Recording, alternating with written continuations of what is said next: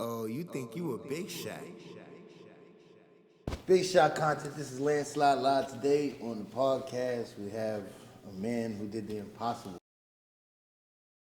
A man who is still now doing the impossible. They call him the Jiggy Kid, Mr. Khnemu. How you doing, man? How's everything? Everything is well, man. Everything is well. Taking it a day at a time. Yes, sir. You looking good, man. Yeah, thank you, man. You looking good. All right, I want to jump right into it, man. Where you from, man?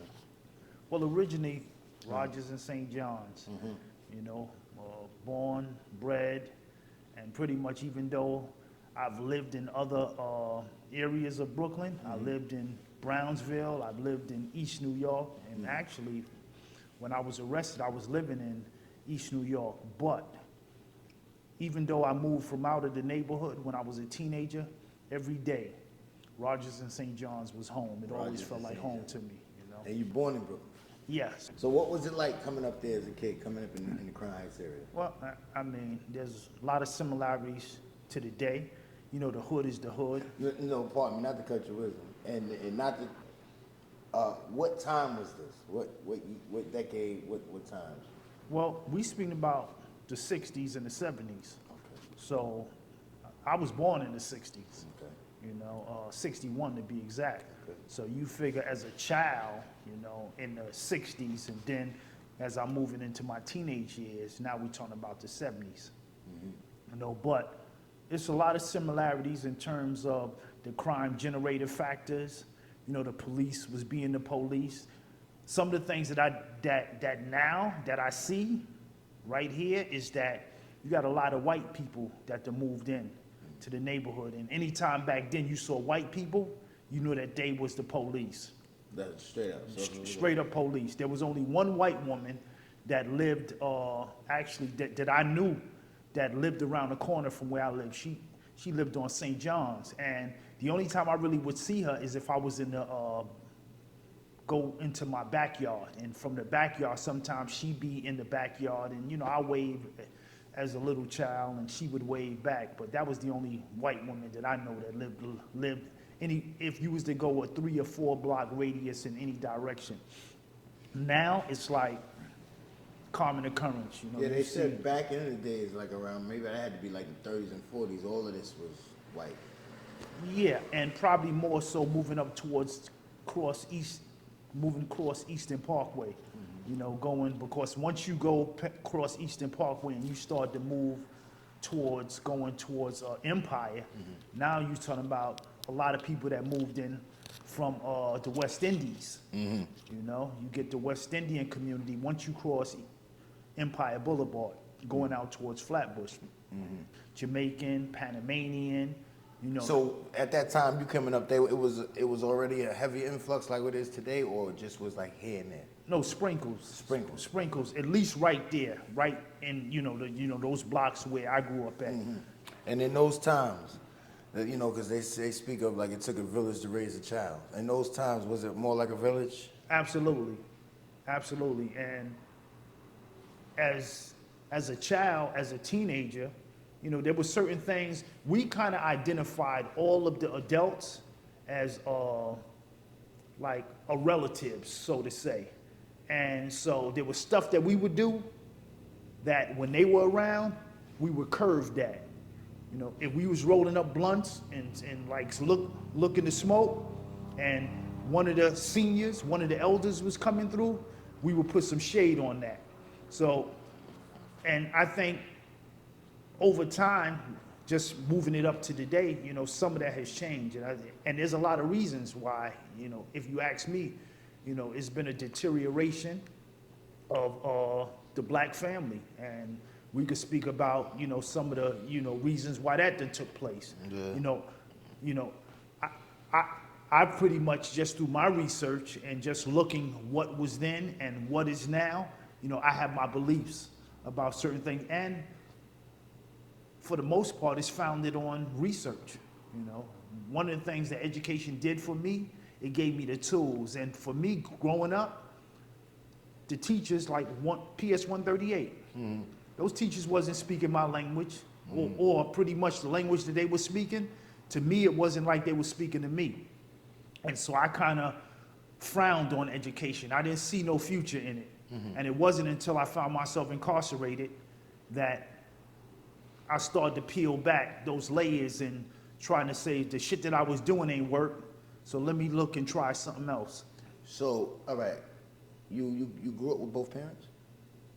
Yes, I grew up with both parents, not in the same household, but they were right there. I think I was about 14 when my parents kind of like separated, but my pops was there, cause he had the club right there, right around the corner, and he's in the club. They weren't together, but they were in the same vicinity.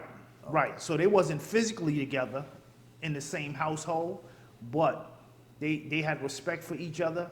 They had a good relationship with each other, and the truth be told, as a teenager, I preferred it that way because when they was in the household, It was too strict? no, they wasn't strict, but they would go at it sometime. Oh, they were clashing.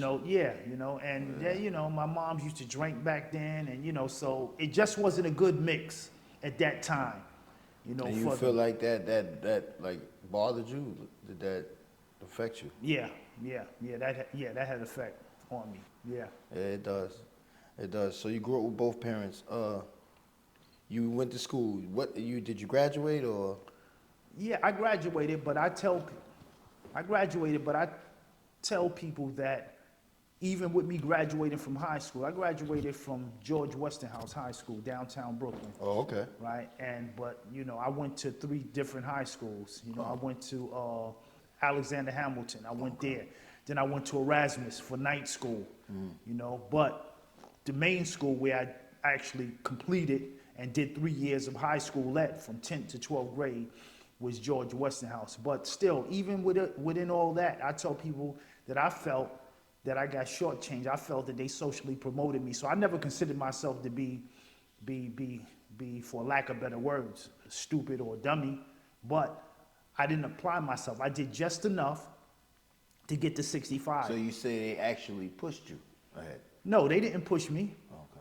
What I'm saying is that because I didn't buy into education, I did just enough to get by. Okay. So my family, I'm living in the household, my moms and pops made sure that I was gonna go to school. So I had to go to school, but I wasn't doing it for myself.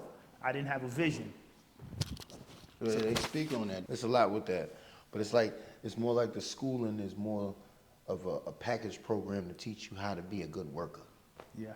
But that's what it seems like it's that. And that's the curriculum, because here's the thing.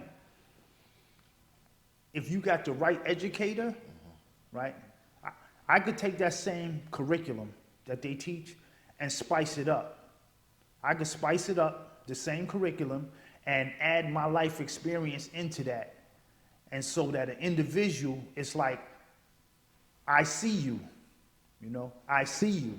And depending on, not from a European perspective, but more from an Afrocentric perspective, educate someone to where even though you're going through the school curriculum and it may be designed for you to pretty much fit into the status quo of not becoming your own boss, but working for someone else and making someone else rich, within that same curriculum, I could add and implement my stuff in there so that the individual that's going to school will understand that, but be able to rise above that and to do the things that people tell you that you can't do or you ain't supposed to do. So what's 2 things or 1 thing you can tell parents that's going to be watching that they should do at home with the kids from at home in the beginning? You speak about telling the parents? Yes. What is something that you can tell them? Because everybody goes to school, but they say things start at home. Well, and what worked for me, and not so much at home, but this is one thing that I look at that was taking place in home with some of the dysfunction, that took place. And it is what it is, but to the dysfunction is that you have to understand that you should be leading by example, and that the decisions that you make is gonna have consequences on the youth, on those individuals, on your babies. So that's one thing that I would tell them. Lead by an example. And the other one is to pretty much educate yourself in terms on get some type of cultural awareness, because that's where my foundation, once, of course, I never got that in the household. I didn't get that in the school. The only time Black history was even mentioned or spoken about was in February.